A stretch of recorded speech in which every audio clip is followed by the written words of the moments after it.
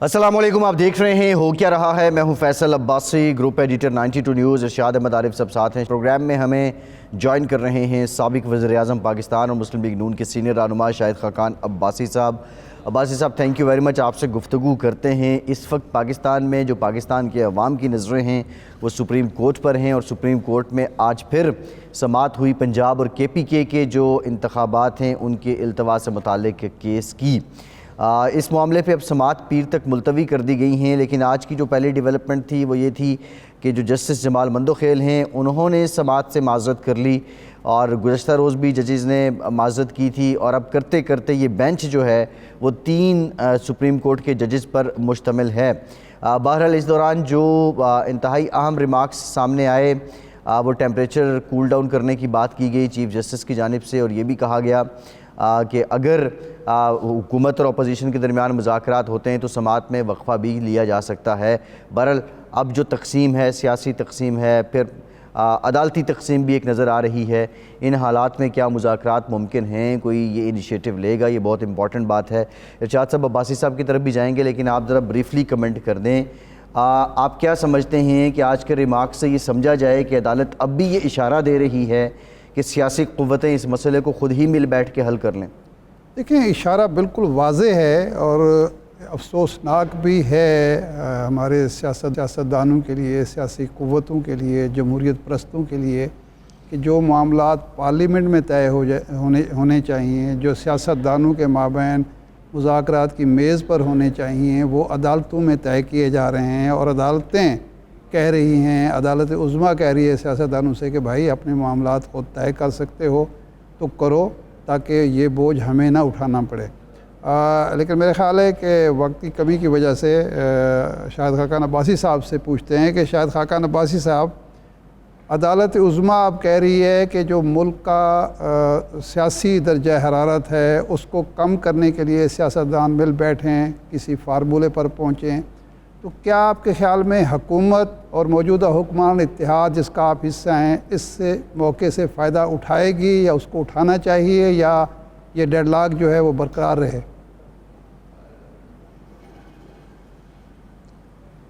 دیکھیں، جو معاملہ عدالت میں ہے وہ الیکشن کمیشن کے فیصلے کے بارے میں ہے، اس کا حکومت یا اپوزیشن سے کوئی تعلق نہیں ہے۔ یہ یہاں پر ہم کیسے پہنچے ہیں، یہ بنیادی طور پر جو سپریم کورٹ کے فیصلے تھے پنجاب حکومت کے بارے میں، یہ اس کی وجہ سے آج بات یہاں پہنچی ہے۔ سپریم کورٹ بار بار وہی بینچ بناتا ہے جو ہمیشہ بنائے جاتے ہیں، ان کے فیصلے بھی متنازع رہتے ہیں۔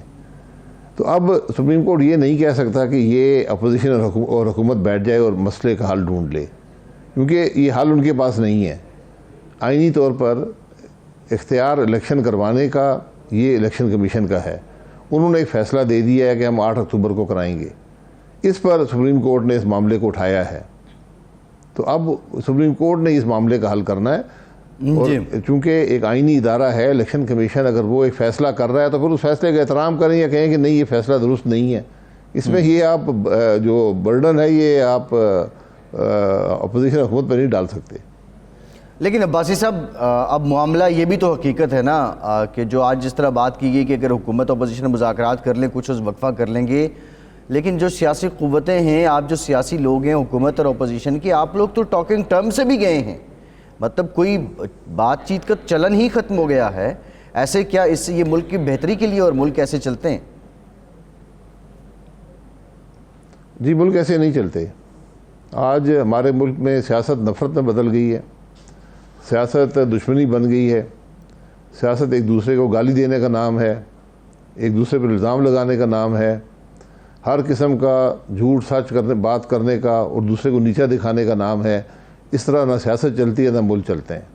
اسی لیے ہم جہاں پر آج کھڑے ہیں اس کی ایک بڑی وجہ یہ بھی ہے۔ تو آج پولیٹیکل لیڈرشپ کو یہ انیشیٹو لینا ہوگا کہ ہم کس طرح ملک کے معاملات کو طے کر سکتے ہیں۔ آج جو ملک کے معاملات ہیں وہ کسی بھی ایک جماعت کے بس کی بات نہیں ہے، سب حکومت کر چکے ہیں، پچھلے 1 سال کے اندر سب کے پاس حکومت رہی ہے، آج کوئی بھی بری ذمہ نہیں ہے۔ اس لیے اگر سیاسی لیڈرشپ ان معاملات کو خود طے نہیں کرے گی، اور میں سیاسی معاملات کی بات کر رہا ہوں، الیکشن تو ایک جز ہے سارے مسئلے کا، تو یہ الیکشن میں حل نہیں ہے۔ اس جو آج سیاست کے حالات ہیں، یہ الیکشن میں اس کا حل نہیں ہے. یہ ذمہ داری کا کام ہے. اگر پولیٹیکل لیڈرشپ میچیورٹی اور ذمہ داری نہیں دکھائے گی تو پھر مسائل بڑھتے جائیں گے. عباس صاحب یہ فرمائیں کہ آپ پہلے بھی کہتے رہے ہیں، اب بھی کہہ رہے ہیں کہ ڈائلاگ مسئلے کا حل ہے، سیاست دانوں کو دشمنی آپس میں نہیں رکھنی چاہیے. آپ یہ بھی کہہ چکے ہیں کہ جو اس وقت ملک کے حالات ہیں اس کی ذمہ داری سب پر عائد ہوتی ہے، سب اداروں پر، سیاسی جماعتوں پر، ساری قوتوں پر. آپ نے ری امیجنگ پاکستان کے نام سے ایک فورم بنایا. آپ نے، آپ کے ساتھیوں نے کچھ گفتگو کی اسلام آباد میں. آپ کو یاد ہوگا ہماری آپ کی ملاقات تھی تو آپ نے کہا کہ میں اس حوالے سے اس فورم کو قائل کروں گا کہ تمام سیاسی قوتوں سے ملاقات کر کے انہیں کسی فارمولے پر متفق کیا جائے. ایک تو کیا آپ کے فورم نے آپ کو اس کی اجازت دی؟ آپ کوئی سیاسی جماعتوں کے مابین ڈائلاگ کے لیے اپنا کردار ادا کرنا چاہتے ہیں؟ دوسرا یہ ہے کہ یہ الیکشن پوری دنیا میں تو الیکشن کو مسئلے کا حل سمجھا جاتا ہے، یہاں الیکشن کو مسئلہ بنا دیا گیا ہے. تو یہ کوئی تضاد نہیں ہے؟ اس کا مطلب ہے ہم کوئی الگ جزیرہ ہیں دنیا سے؟ جی بالکل آپ درست کہہ رہے ہیں کہ الیکشن ہی ہر چیز کا حل ہوتا ہے. آج الیکشن ہی تنازع کا باعث ہے. اور سر میں آپ کو آج بھی کہہ رہا ہوں کہ آپ کا مسئلہ الیکشن سے نہیں حل ہوگا. جہاں پر ہمارے حالات پہنچ چکے ہیں، میں بالکل الیکشن کا قائل ہوں، الیکشن ہونے چاہیے. اس میں کوئی دو رائے نہیں ہے، نہ اس میں کوئی چوائس ہے کسی کے پاس. لیکن الیکشن سے آپ کے مسائل کا حل نہیں نکلے گا، کیونکہ جہاں پر سیاست کو ہم نے پہنچا دی ہے، کوئی آپ کسی جماعت کو بھی 100% پاکستان کی سیٹیں دے دیں، وہ مسئلے کا حل نہیں کر سکتی. مسائل اتنے بڑھ چکے ہیں، اتنے گہرے ہو چکے ہیں، ان کا حل اتنا مہنگا ہے سیاسی طور پر کہ کوئی جماعت بھی اس کو حل نہیں کر سکتی آج. اور سب کے اندر کیا وہ صلاحیت ہے کہ حل کر سکیں؟ سب حکومت کر چکے ہیں پچھلے ایک کے اندر. تو آج ہم نے جو ری امیجننگ پاکستان کی بات کی تھی، ہم نے اس ڈائلاگ کی بات کی جو ملک میں ہونا چاہیے. اس کی جگہ پارلیمان ہے، پارلیمان میں وہ ڈائلاگ نہیں ہو رہا. اس لیے ہم نے کہا ٹھیک ہے ایک ایسا فورم بناتے ہیں جہاں پر ہم ملک کے صرف ایک دوسرے کو گالی نہ نکالیں، ملک کے مسائل کی بات کریں. تو ہم نے ایک فورم بنایا، نہ ہم کسی پر تنقید کرتے ہیں، نہ کسی کی تائید کرتے ہیں، نہ کسی کی تعریف کرتے ہیں. ہم ملک کے مسائل اور اس کے حل کی بات کرتے ہیں. تو یہ اس میں ایک تجویز آئی تھی جو CPNE کا اجلاس تھا کہ جناب آپ سب کے پاس جائیں. میرا خیال ہے ابھی وہ وقت نہیں ہے کہ یہ ہم جرگہ کریں. اس کے اندر جرگے کا وقت آئے گا جب سب کی سوچ ہی ہوگی کہ ہم نے ملک کے مفاد کو دیکھنا ہے. آج سب اپنے سیاسی مفاد کو دیکھ رہے ہیں، اور جب آپ صرف سیاسی مفاد کو دیکھیں گے تو حل آپ کو نہیں ملے گا. جی ٹھیک. عباس صاحب اس وقت جو سپریم کورٹ میں تقسیم نظر آ رہی ہے، یہ الزام بار ایسوسی ایشنز کی طرف سے بھی لگ رہا ہے اور آپ کے مخالفین کی طرف سے کہ حکومت نے، خاص طور پر مسلم لیگ نون نے بینچ کو تقسیم کیا ہے اور عدلیہ پر اسی طرح کی الزام تراشی ہو رہی ہے جس طرح 97 میں ہوئی تھی اور جس کے نتائج آپ کے سامنے ہیں. تو آپ سمجھتے ہیں کہ اس وقت عدلیہ کو مضبوط کرنے کی ضرورت ہے یا اس کی تقسیم سے فائدہ اٹھانے کی؟ عدلیہ کو اپنی ساکھ بحال کرنی ہے. جب آپ کے سامنے جو کچھ ہوا پچھلے چند مہینوں میں، یہ سلسلہ جو 28 جولائی 2017 کے فیصلے کا ہے، جس نے آج اگر پاکستان میں اگر ایک ایونٹ کو آپ کہیں گے کہ ہمیں یہاں کس نے پہنچایا ہے، وہ 28 جولائی 2017 کا فیصلہ تھا. کیا وہ انصاف کے تقاضوں کے مطابق تھا؟ کیا اس کے اثرات ملک پر بہت منفی نہیں ہوئے؟ پھر الیکشن چوری ہوئے، الیکشن کے دوران آپ نے میاں نواز شریف کو کنوکٹ کر دیا ڈیٹ پیچھے کر. جو کنوکشن ہوئیں اس میں نگران جج سپریم کورٹ کے لگے ہوئے تھے. جج کہتا ہے مجھے بلیک میل کر کے کنوکشن لی گئی ہے. یہ معمولی معاملات ہیں. ان کے تو مسائل تو یہیں سے پیدا ہوتے ہیں. آج بینچ اگر ہوا ہے، بینچ خود ڈیوائیڈ ہوا ہے اس بات پر کہ بار بار آپ وہی بینچ بناتے ہیں.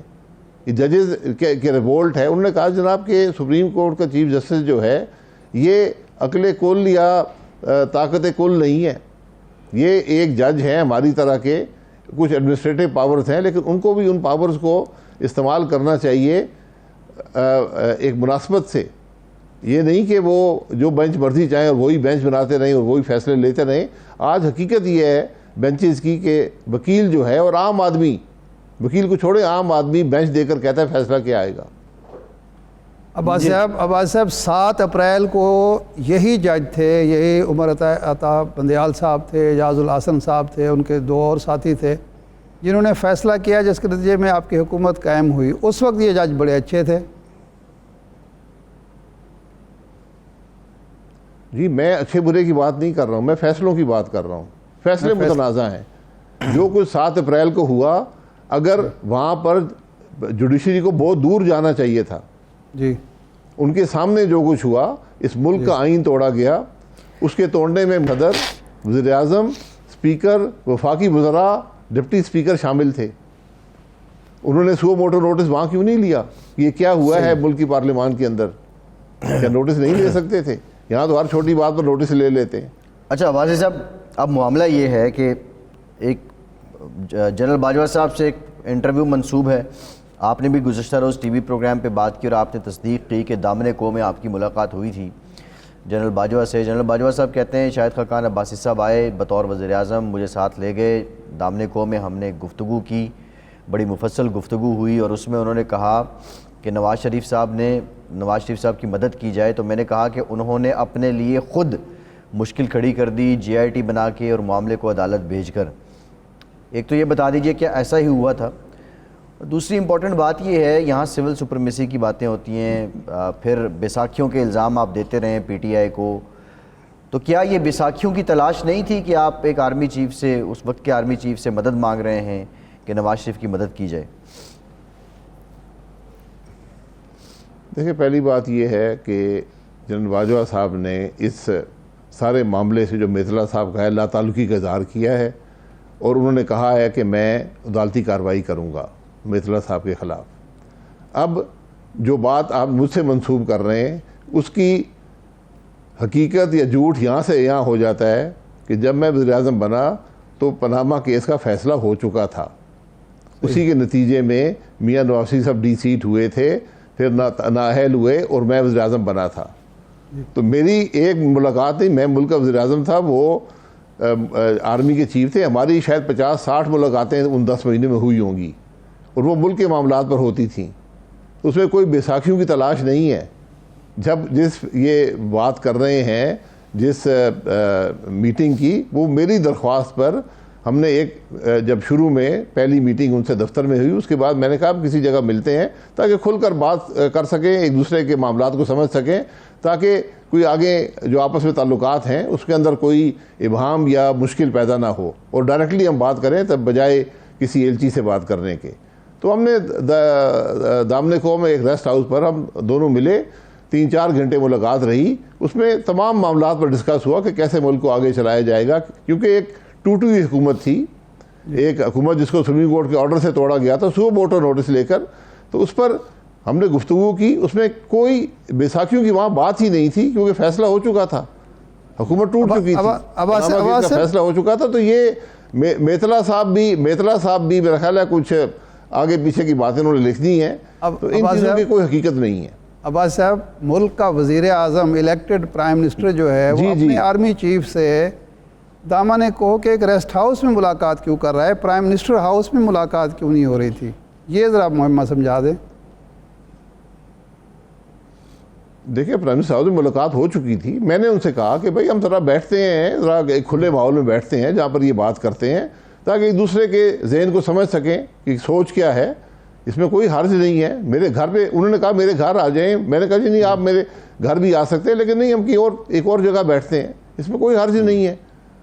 یہ ایک تعلقات ہیں، نیشنل سیکورٹی کمیٹی پہ آفیشیل میٹنگز بھی ہوتی ہیں، ان آفیشیل بھی ہوتی ہیں، میری ان سے ان کے گھر پہ بھی میٹنگ ہوئی ہے، میرے گھر پہ بھی وہ آئے ہیں، یہ کوئی ایسی اس میں بار نہیں ہے۔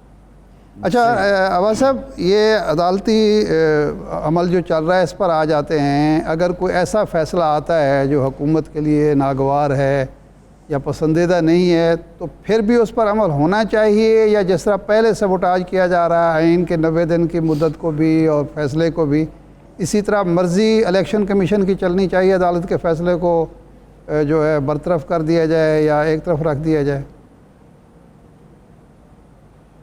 دیکھیں، میں انہی فیصلوں کی بات کرتا ہوں کہ کیا آئین اجازت دیتا ہے کہ الیکشن کمیشن کے معاملات میں مداخلت ہو سکے۔ ہمیں اس چیز کو، بنیادی بات یہ ہے جو آج کرنے کی والی ہے جس میں یہ فیصلہ آئے گا. جو پہلے بھی جو کچھ الیکشن کمیشن نے کیا تھا اس فیصلے کا کیا حشر ہوا وہ بھی آپ کے سامنے ہے. آج بھی وہ کہتے ہیں جی 3-2 کا فیصلہ ہے, کوئی کہتا ہے جی 4-3 کا فیصلہ ہے. پھر کیا اس فیصلے پر عمل درآمد کرنے کی گنجائش موجود تھی؟ یہ آئین میں جہاں پر 60 اور 90 دن کا ہے اور بالکل واضح لکھا ہوا ہے, وہاں پر یہ بھی ہے کہ یہ الیکشن کرانا الیکشن کمیشن کی ذمہ داری ہے.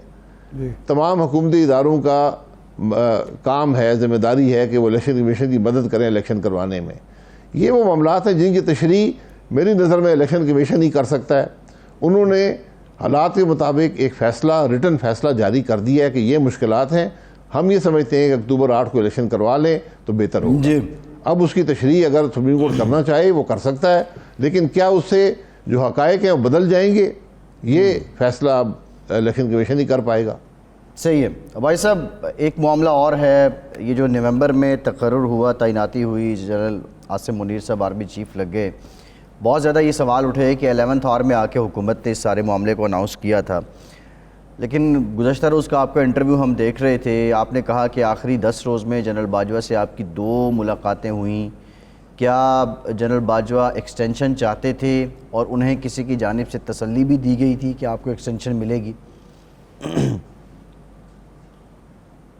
نہیں, جنرل باجوہ نے مجھ سے کوئی ایکسٹینشن کی بات نہیں کی, اور یہ جو کچھ ہوا میں نے از خود کیا. میں اس ملک میں ذمہ دار عہدے پر رہا ہوں, جنرل باجوہ صاحب کو جانتا تھا. میں نے جب یہ حالات بگڑتے دیکھے اور ایک ابہام اس سارے پروسیس میں دیکھا جس سے ملک کے اندر بھی انتشار تھا اور ادارے کے اندر بھی ایک ابہام پیدا ہو رہا تھا, تو میں نے از خود ان سے جا کے ملاقات کی کہ جناب, اور میری کوشش یہی تھی کہ یہ جو ٹرانزیشن ہے بڑی سموتھلی ہو جائے. اس میں کوئی ایکسٹینشن کی بات مجھ سے باجوہ صاحب نے نہیں کی. ان کی اپنی ایک رائے تھی, ایک سوچ تھی, اس کا اظہار انہوں نے کیا, میں نے اپنی بات کا اظہار کیا, اور میرا خیال ہے کہ اس ساری معاملے کے کوئی مثبت اثرات اس پروسیس پر ہوئے ہوں گے, منفی اثرات کوئی نہیں تھے. نہ میں نے آپ کو ان کی رائے سے کیا لگا عباسی صاحب کہ باجوہ صاحب ایکسٹینشن چاہتے ہیں؟ نہیں, مجھ سے انہوں نے ایکسٹینشن کی کوئی بات نہیں کی, کوئی بات نہیں کی. نہیں عباس صاحب, اگر یہ ابہام تھا اور ہجان تھا اور ایک اضطراب تھا تو کوئی وجہ تو تھی. باجوہ صاحب کچھ امپوز کر رہے تھے, مارشل لاء کی دھمکی دے رہے تھے, کوئی ایسی بات ہوئی کوئی جس کی وجہ سے آپ کو ملنے کی ضرورت پیش آئی, سمجھانے کی ضرورت پیش آئی؟ نہیں دیکھیں, میں نے بھی وہ تمام باتیں سنی تھی جو آپ بیان کر رہے ہیں. تو میں نے کہا کہ میں جو اپنا رول ادا کر سکوں اس معاملے میں وہ کر سکوں, اور میں نے ان سے ملاقات کی. نہ انہوں نے مارشل لاء کی بات کی, نہ انہوں نے ایکسٹینشن کی بات کی. انہوں نے اپنا ایک ویو پوائنٹ تھا جو انہوں نے بیان کیا, میں نے ان کو اپنا ویو پوائنٹ بیان کیا, اور یہی گزارش کی کہ آپ کی آج سب سے بڑی ذمہ داری ہے کہ آپ اس پروسیس کو سموتھلی کریں. یہ آپ کے ادارے کے لیے بھی اور ملک کے لیے بھی ضروری ہے, اور اللہ نے کرم کیا, وہ معاملہ سموتھلی ہو گیا. اچھا, یہ ذاتی حیثیت میں تھے اور آپ کی پارٹی قیادت کو بھی اس بات کا علم نہیں تھا کہ آپ وہاں جا رہے ہیں, باجوہ صاحب سے ملاقات کر رہے ہیں؟ نہیں, میں نے اپنی پارٹی قیادت کو اعتماد میں لیا تھا, لیکن میں اس کا بالکل دائی نہیں ہوں کہ میرا کوئی اس معاملے سے, میں نے ہی کوئی اس کا فیصلہ کیا ہے, میرا بالکل یہ تھا. لیکن میں نے جو کوشش اپنی بساط کے مطابق سمجھی, اپنی سوچ کے مطابق سمجھی, وہ کی, اور جو ہم چاہتے تھے کہ یہ سموتھلی یہ پروسیس ہو جائے وہ ہو گیا. صحیح, ٹھیک, بہت شکریہ. سابق وزیر اعظم شاہد خاقان قاصد صاحب, آپ کے وقت کا آپ ہمارے ساتھ موجود تھے. ایک بریک لیتے ہیں اور بریک کے بعد ہمیں جوائن کریں گے صدر سپریم کورٹ بار ایسوسی ایشن عابد زبیری صاحب. ان سے ہم جانیں گے جو اس وقت چل رہا ہے پاکستان میں, اس پر ہمارے ساتھ رہیے.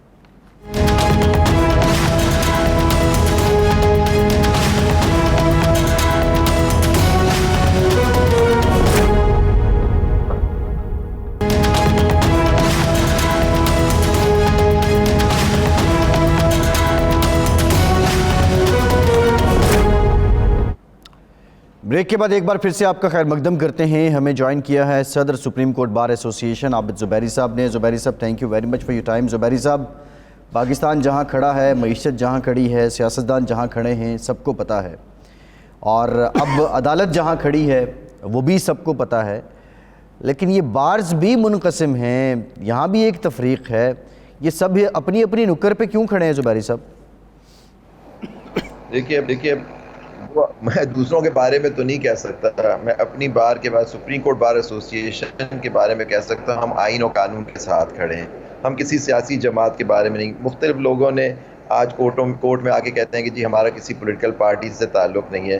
آپ خود ان کی ریزولوشنز دیکھ لیں, وہ کسی نہ کسی پارٹی کی وہ پارٹی سے کنٹرول ہو کے وہ باتیں کی جا رہی ہیں. تو یہ بھی بڑے افسوس کی بات ہے. ٹھیک ہے, آپ کا پوائنٹ آف ویو ہو سکتا ہے, لیکن ہمارا صرف انٹرپریٹیشن, ہم تو انٹرپریٹیشن کرنا یا کوشش کرتے ہیں, کورٹ کا کام ہے انٹرپریٹیشن کرنا. ہمارا اپنا ویو ہے کہ جی ایک آئین اور قانون کے بارے میں اب وہ ہم پیش کرتے ہیں, آئین و قانون کے حساب جو ہم سمجھتے ہیں کہ صحیح ہے.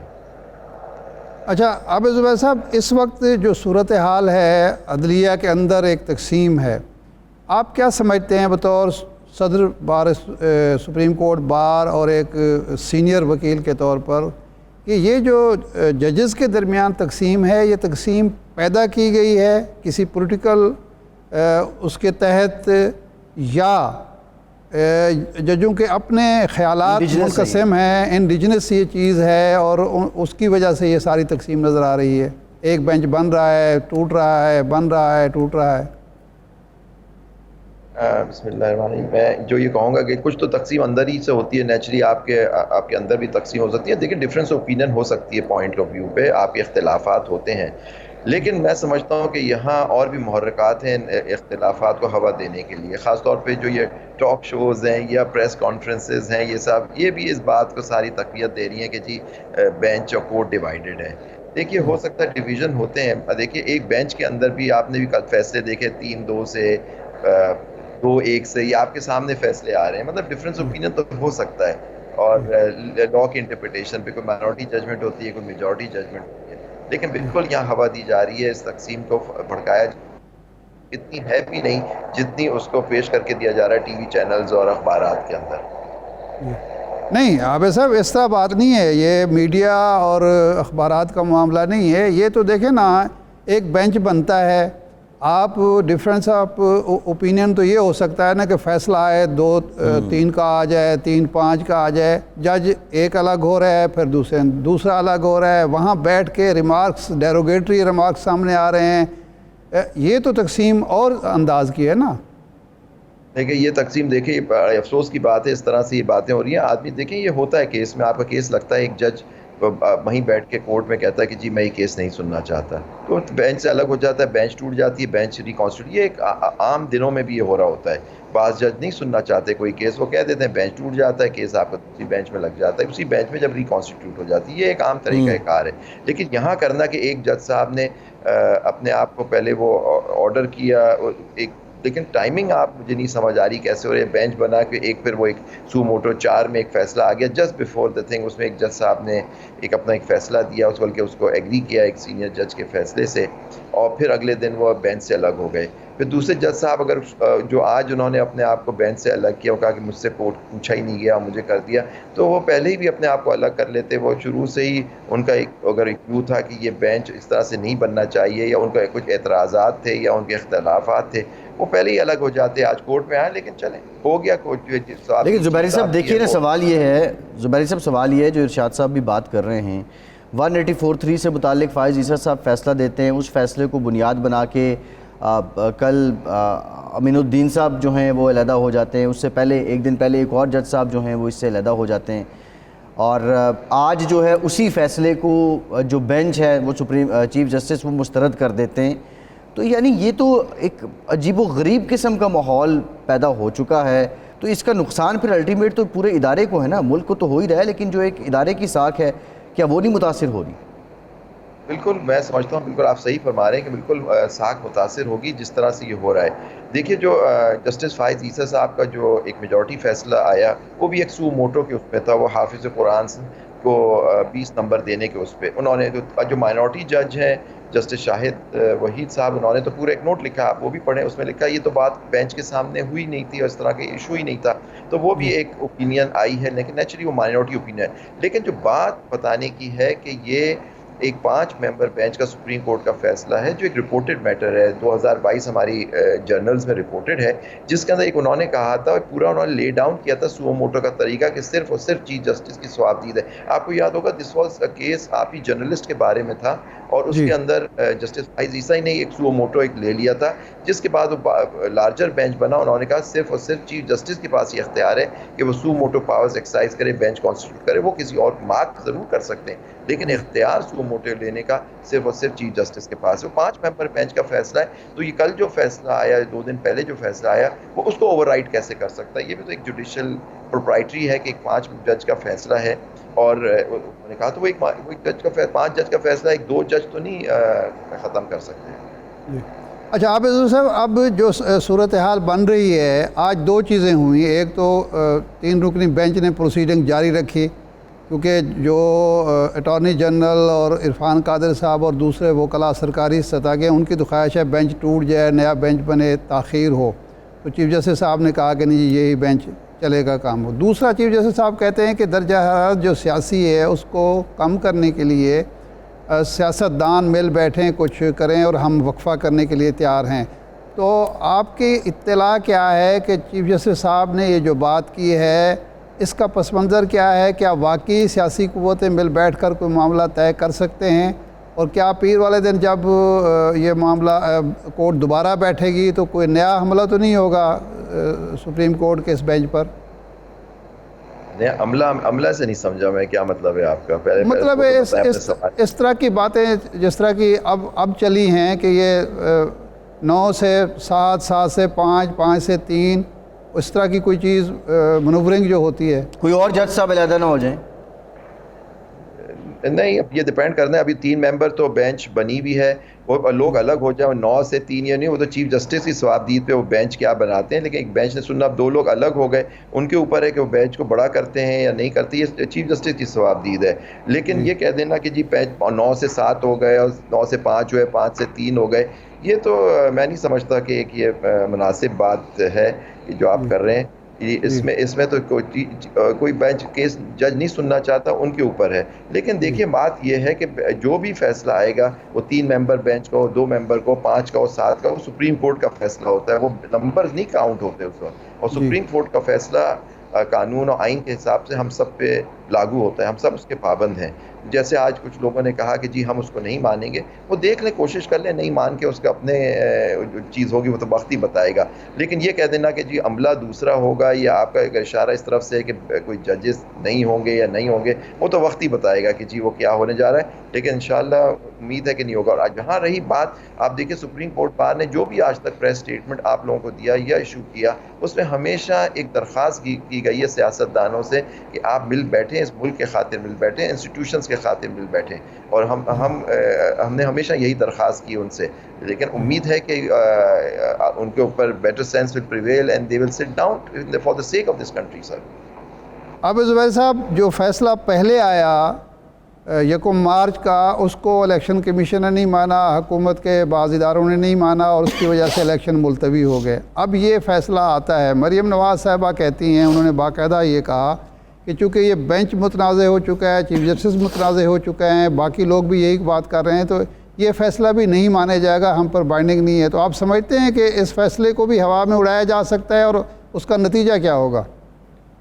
میں نہیں سمجھتا ہوا میں اڑایا جا سکتا ہے. دیکھیے ابھی 30 تاریخ آئی نہیں ہے. 30 اپریل کو پہلی مارچ کا تھا کہ تاریخ جو دی گئی تھی صدر نے الیکشن کمیشن، 30 تاریخ تھی. ابھی آج 31 مارچ ہے، ابھی تو پورا مہینہ پڑا ہے. تو وہ جیسے کہتے ہیں ہنوز دلی دور است. تو ابھی دیکھنا پڑے گا کہ اس کا، اور نہ ماننے کی بات تو کہیں آ ہی نہیں سکتی. اگر وہ اس طرح کی وہ جو منسٹر ہیں وہ اس طرح کی بات کر رہی ہیں، تو وہ ان کو معلوم ہے کہ وہ آئین سے غداری کو مترادف ہے. اگر سپریم کورٹ کے آئین نہیں مانا جائے گا، اور ٹھیک ہے نہیں مانے، ان کے اوپر ہے، وہ پھر انسٹیٹیوشن ہی ختم ہو جائے گا. جب عدالت ہی نہیں رہے گی اور چیف جسٹس متنازع ہو گئے، ان کے حساب سے کون سے جج ان کے کیس سنیں؟ پھر وہ بتا دیں کہ چیف جسٹس سے کہیں کہ جی یہ جج ہیں ہمارے جو ہمارا کیس سنیں. یہ تھوڑی ہوتا. بینچ سلیکشن تو وکیل کا یا پارٹی کا حق نہیں ہوتا نا، اس پہ بھی ججمنٹس ہیں کہ میں چاہوں گا میرا جج یہ سنے، میری فل کورٹ. اب بتائیں، انسسٹ کرتے ہیں فل کورٹ کے لیے. اب فل کورٹ کے لیے منسٹر صاحب کہتے ہیں کہ جی ہمارے حساب سے فل کورٹ 13 کا ہونا چاہیے، 15 کا نہیں ہونا چاہیے. اب فل کورٹ کیسے چلے گا؟ کچھ ججوں نے فیصلہ کر دیا 184(3) کی پروسیڈنگس ہی نہیں ہونی چاہیے. کیا وہ اس بینچ پہ بیٹھ سکتے ہیں یا نہیں؟ پھر کچھ نے کہا کہ جی پٹیشنز مینٹینیبل ہی نہیں ہوتی، پہلے ہی کہہ دیتے ہیں، نوٹ لکھ دیتے ہیں. کیا وہ اس بینچ کا حصہ ہو سکتے ہیں؟ تو بینچ کیا بنے گا؟ وہ تو تشکیل تو چیف جسٹس ہی کہیں گے. بہت سارے لوگ، اب یہ 2 ججوں نے اپنے آپ کو خود ہی اس بینچ سے ہٹا لیا کہ وہ نہیں سکتے. ایک نے فیصلہ کر دیا، دوسرے نے کہا آپ مجھ سے پوچھا نہیں گیا. کیا اب جو فل کورٹ اگر بنتا بھی ہے اور چیف جسٹس بنانا بھی چاہتے ہیں، کیا یہ 2 جج صاحبان اس میں شامل ہوں گے؟ فل کورٹ تو بن ہی نہیں سکتا. اب جو باتیں ہوئی ہیں پچھلے کچھ دنوں میں، تو میکسیمم میجورٹی ججز رہ جاتے ہیں. اگر نہیں مانتے 3 جج کا فیصلہ ہو, 17 جج کا فیصلہ ہو, 15 جج کا فیصلہ ہو, فیصلہ سپریم کورٹ کا ہوتا ہے, دیٹ از بائنڈنگ آن. جی زبیری صاحب, جو آپ بات کر رہے ہیں کہ 184(3) پہ بھی اگر فل کورٹ بن بھی جائے تو کچھ ججز کیا اب اس میں بیٹھیں گے, واقعتاً یہ بڑا ویلڈ کویسچن ہے. لیکن جہاں تک فیصلہ ماننے کی بات ہے, ایک ایسا ادارہ کہ جس کا فیصلہ ماننا آئین اور قانون کے مطابق ہر شہری یا ہر ادارہ باؤنڈ ہے کہ اس کو فیصلہ ماننا چاہیے, لیکن جب اس ادارے کے اندر اتنا بحران ہے, کیا وہ بحران ان فیصلوں کو کمزور نہیں کرتا؟ میں نہیں سمجھتا. میں سمجھتا ہوں یہ بحران زیادہ یہ بحران اس طرح کا بحران نہیں ہے. ڈفرینسز ہو سکتے ہیں, وہ جج ہو سکتے ہیں کہ جی ہمیں اختلافات ہیں, لیکن یہ بحران میں سمجھتا ہوں یہ بحران ایک کریٹ کیا گیا ہے, اور زیادہ تر اس کی ہوتا ہے. مجھے نہیں معلوم کہ انٹرنل کیا بحران ہے, مطلب انٹرنل کیا سچویشن ہے, وہ تو میں نہیں جانتا, نہ آپ جانتے ہیں. پوائنٹ از دیٹ کورٹ ہماری, آپ آج عدالتیں بیٹھی ہیں, آج کورٹ چل رہے ہیں, تو میں سمجھتا ہوں کہ ہماری عدالتیں کام کر رہی ہیں. بحران کیا ہوتا ہے؟ بحران تو جب ہوتا ہے جب کورٹ کام کرنا چھوڑ دیں. بہت شکریہ عابد زبیری صاحب, صدر کورٹ بار ایسوسیشن ہمارے ساتھ موجود تھے. ایک بریک کے بعد دوبارہ حاضر ہوتے ہیں.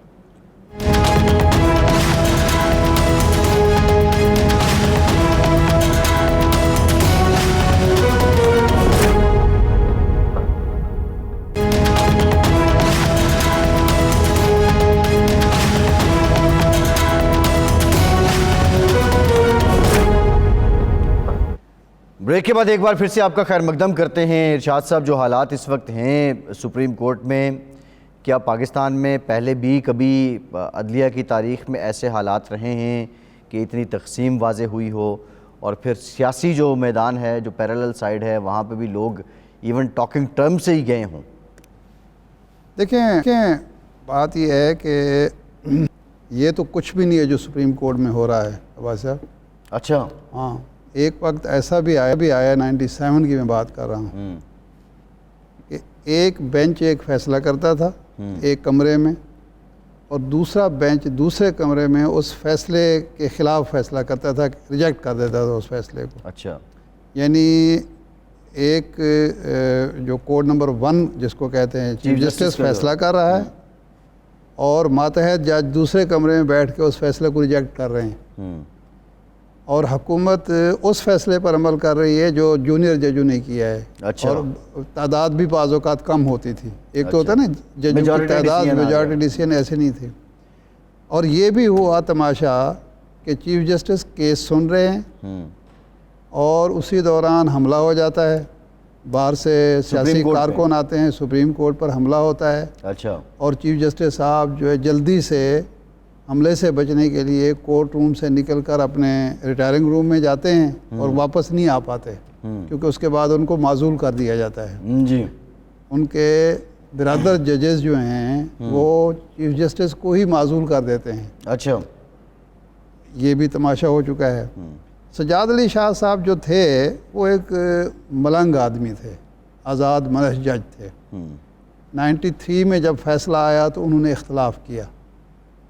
نواز شریف صاحب کی جب نواز شریف والا کیس جو تھا اس میں انہوں نے اختلاف کیا, اور وہ مریم بے نظیر بھٹو صاحبہ کو بہت پسند آیا. جی. اور جب بے نظیر صاحب کی حکومت گئی تو انہوں نے جو فیصلہ کیا وہ ان کو ناپسند ہو گیا. یعنی یہ ایک تماشا ہوتا رہا.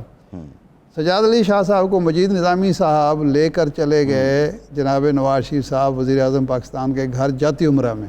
اچھا.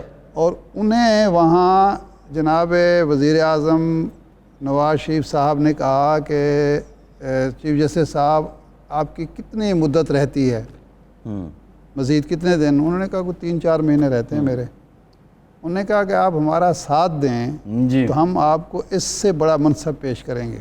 اچھا. چیف جسٹس سے بھی بڑا؟ چیف جسٹس سے بھی بڑا, جو بعد میں رفیق طاہر صاحب کو صدر مملکت کا منصب پیش کیا گیا. اچھا. اچھا. انہوں نے کہا کہ بھائی میں یہاں کسی کا ساتھ دینے کے لیے یا کسی کی مخالفت کرنے کے لیے نہیں بیٹھا ہوا, میں تو بیٹھا ہوا ہوں آئین کے مطابق فیصلے کرنے کے لیے.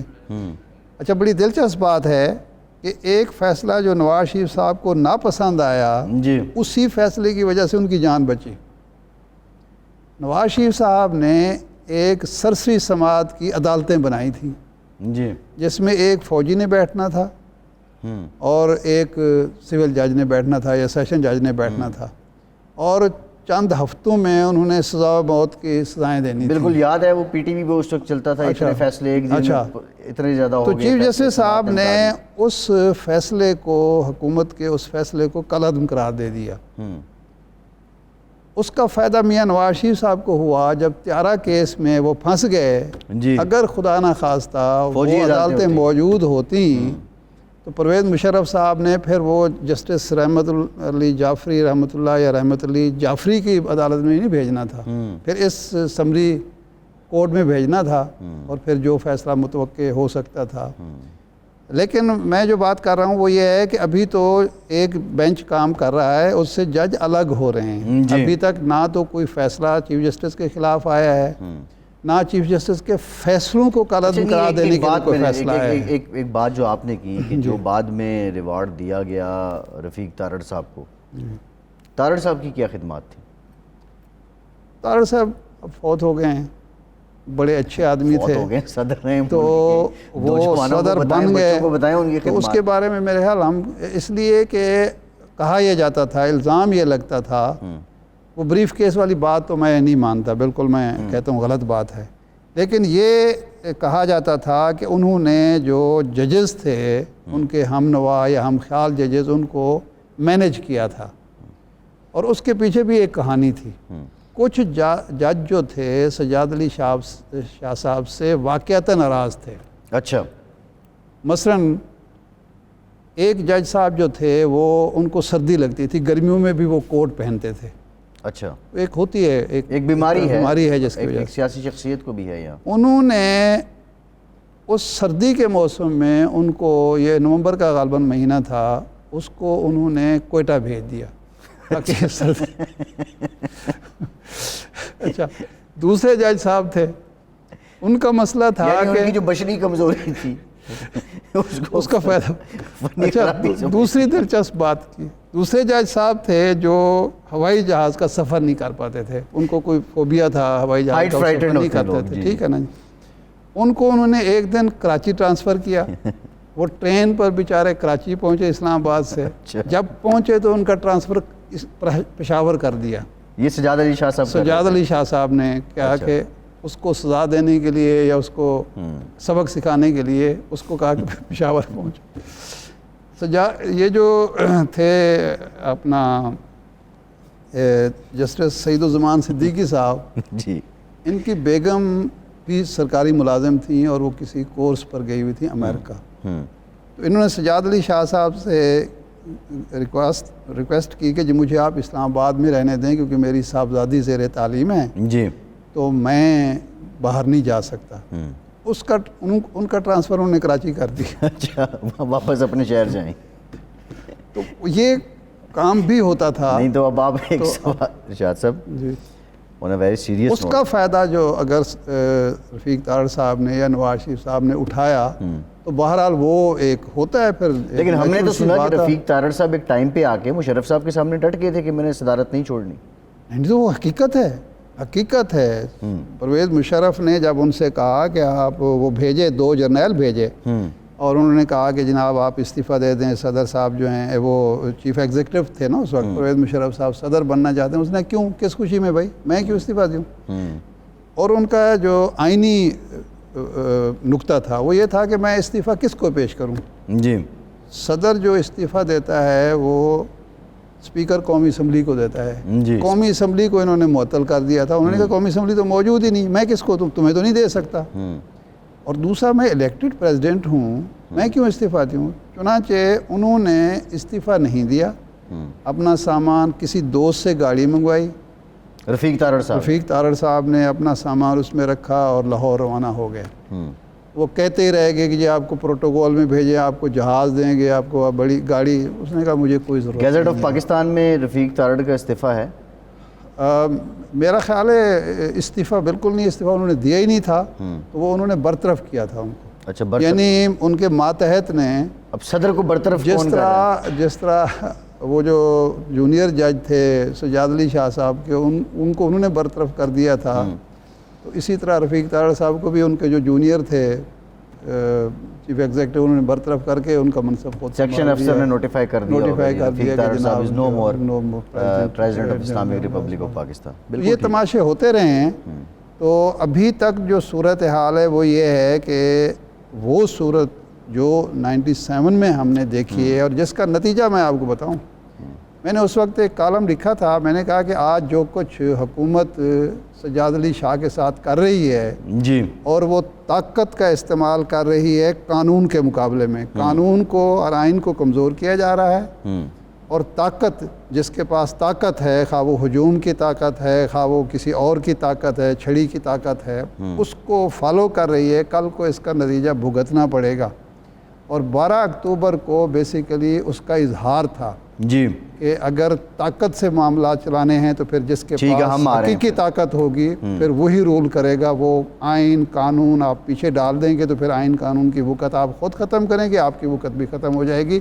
یہ پیغام آج کے حکمرانوں کو اور سیاستدانوں کو پہنچنا چاہیے کہ آپ کی طاقت جو ہے وہ الیکشن ہے, آپ کی طاقت آئین ہے, آپ کی طاقت عدالتیں ہیں, آپ کی طاقت جو ہے عوام ہیں, آپ کی طاقت یہ چیزیں نہیں ہیں جس کو آپ لے کے پھر رہے ہیں. اچھا ارشاد صاحب, لاسٹ میں یہ ذرا بتا دیں کہ پیر کو جو سورج طلوع ہوگا وہ نوید لے کر ہوگا, کیا مراد لی جائے اس سے؟ آپ کیا وائبز آپ انٹرپریٹ کر رہے ہیں؟ میرا تو خیال یہ ہے کہ بالآخر سپریم کورٹ بطور ادارہ آئین کے ساتھ کھڑے ہوگی, اور جن لوگوں کی یہ توقعات ہیں کہ وہ آئین کو تہس نہس کر کے منمانی کر سکتے ہیں, اپنی مرضی چلا سکتے ہیں, ان کو ناکامی ہوگی. اور غالباً چیف صاحب کا اسی طرف اشارہ ہے. آئین کو اگر بروئے کار آپ نہیں لائیں گے تو دیکھیں نا, جو دلائل پیش کیے ہیں چیف الیکشن کمشنر اور الیکشن کمیشن کے وکیل نے, اس سے تو پاکستان کی ایک ایسی ہوش ربا صورت سامنے آتی ہے کہ خدا نخواستہ امن و امان کی صورت یہاں بہت خراب ہے. دہشت گردوں نے یہاں جناب اپنے سلطنتیں قائم کر دی ہیں. پاکستان کے پاس 20 ارب, ایک نیوکلیر پاکستان کے پاس 20 ارب روپے نہیں ہیں کہ وہ الیکشن کرا سکے. پاکستان میں پولیس اور جو ادارے ہیں دوسرے وہ امن قائم نہیں کر سکتے. تو اس سے تو خدا نخواستہ یہ پاکستان کے ایک فیلڈ اسٹیٹ کا, یہ ڈیفالٹ اسٹیٹ کا تاثر ابھرتا ہے. تو یہ تو کوئی اچھی بات نہیں ہے کہ آپ ایک چھوٹے سے سیاسی مقصد کے لیے صرف الیکشن سے بھاگنے کے لیے پاکستان کی یہ تصویر پیش کریں. میں تو نہیں مانتا کہ خدا نخواستہ پاکستان پر دہشت گرد اتنے حاوی ہو گئے ہیں. ہم نے تو اس وقت دہشت گردوں کو حاوی نہیں ہونے دیا جب پورے ملک میں دھماکے ہو رہے تھے, جب مساجد محفوظ نہیں تھیں, جب تعلیمی ادارے محفوظ نہیں تھے, جب وہ ہمارے بڑے اداروں پر حملے ہو گئے تھے, ایئرپورٹس پر حملے ہو گئے تھے. اس وقت بھی ہم نے تو ہار نہیں مانی. ہم تو یہ نہیں کہا کہ جی وہ حاوی ہو چکے ہم پر. اس وقت کیسے مان لیں؟ پاکستانی قوم یہ ماننے کے لیے. ارشاد صاحب, پروگرام کا ٹائم ختم ہو گیا. بہت شکریہ آپ کا. آج کے پروگرام سے اتنا اجازت دیجیے.